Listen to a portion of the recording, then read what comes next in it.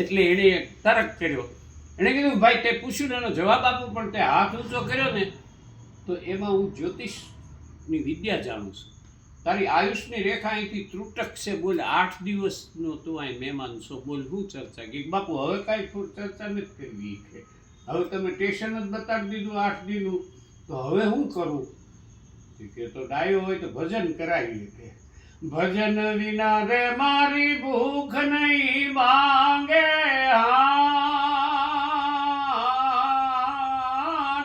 રામ સમરણ વિના મારી સુધ નહીં આવે, રામા સમરણ વિના મન સુધ નહીં આવે.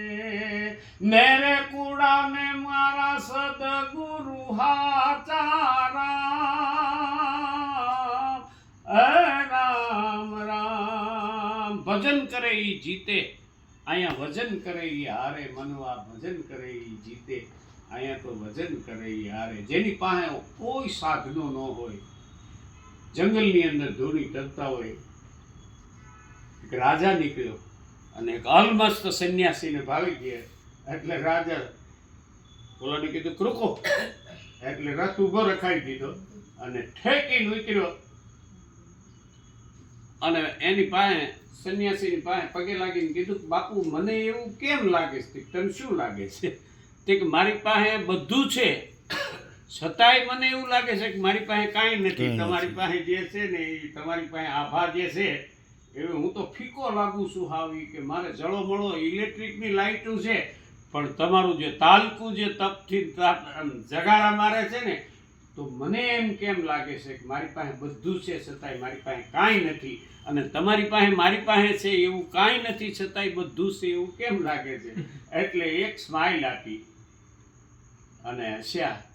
એ કીધું ભાઈ તું જે રાજાનો દીકરો છો ને એવો જ હું રાજાનો દીકરો હતો, પણ એટલી વસ્તુ જન્મની સાથે આવે છે બાપુ. વિદ્યા, વિત્ત, વનિતા, વૈરાગ્ય અને વપુ વિનય એટલે શરીર. વિદ્યા કેટલી મેળવશે?